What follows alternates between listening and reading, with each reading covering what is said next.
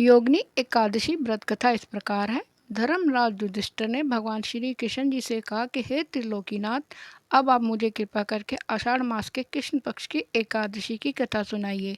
इस एकादशी का नाम और माध्यम क्या है, अब आप मुझे विस्तार पूर्वक बताइए। भगवान श्री कृष्ण जी ने कहा कि हे पांडुपुत्र, आषाढ़ मास के कृष्ण पक्ष की एकादशी का नाम योगिनी एकादशी है। यह एकादशी तीनों लोकों में प्रसिद्ध है। इस एकादशी के व्रत करने से सभी पाप नष्ट हो जाते हैं।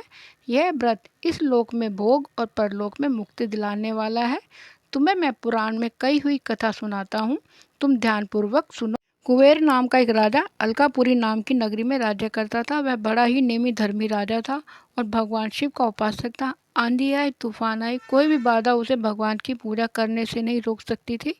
भगवान की पूजा के लिए राजा को हेम नामक एक माली फूल की व्यवस्था करता था। वह रोज पूजा से पहले ही राजा कुबेर को फूल देकर जाया करता था। हेम माली अपनी पत्नी विशाला से बहुत प्रेम करता था। वह बहुत ही सुंदर थी। एक दिन हेम पूजा के लिए पुष्प तो ले आया, लेकिन रास्ते में उसने सोचा कि अभी पूजा के लिए तो समय है, क्यों ना घर पर चला जाए। घर आने के बाद अपनी पत्नी को देखकर वह कामासक्त हो गया और उसके साथ रमण करने लगा। उधर पूजा का समय बीता जा रहा था। राजा कुबेर पुष्प न आने पर बहुत व्याकुल हुए जा रहे थे। हेम माली की राह देखते देखते राजा कुबेर को दोपहर हो गई और उसने क्रोधपूर्वक अपने सेवकों को आज्ञा दी कि तुम लोग जाकर पता लगाओ कि हेम माली अभी तक पुष्प लेकर क्यों नहीं आया। जब सेवकों ने पता लगा लिया तो उन्होंने राजा के पास जाकर बताया कि हे राजन, वह हेम माली तो अपनी स्त्री के साथ रमण कर रहा है।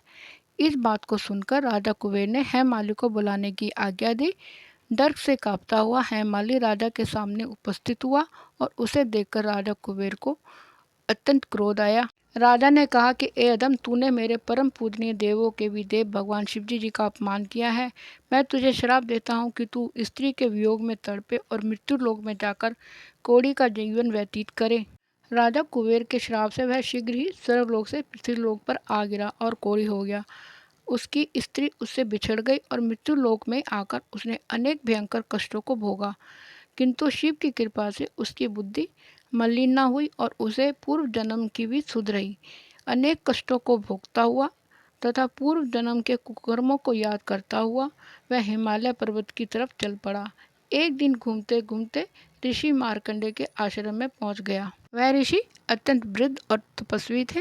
वह दूसरे ब्रह्मा के समान प्रतीत हो रहे थे। ऋषि को देखकर हेममाली वहां गया और उन्हें प्रणाम करके उनके चरणों में गिर पड़ा और ऋषि के पूछे जाने पर अपनी व्यथा से उन्हें अवगत कराया। मार्कंडेय ऋषि जी ने कहा कि तुमने मेरे सम्मुख सत्य वचन कहे हैं, इसलिए मैं तुम्हें एक उपाय बताता हूँ। आषाढ़ मास के कृष्ण पक्ष की योगिनी एकादशी होती है। इसका विधिवत व्रत यदि तुम करोगे तो तुम्हारे सब पाप नष्ट हो जाएंगे। ऋषि के वचन सुनकर हेममाली ने ऋषि को प्रणाम किया और उनके बताए अनुसार योगिनी एकादशी का व्रत किया। इस प्रकार उसे अपने श्राप से छुटकारा मिला और वह फिर से अपने वास्तविक रूप में आकर अपनी स्त्री के साथ सुख से रहने लगा।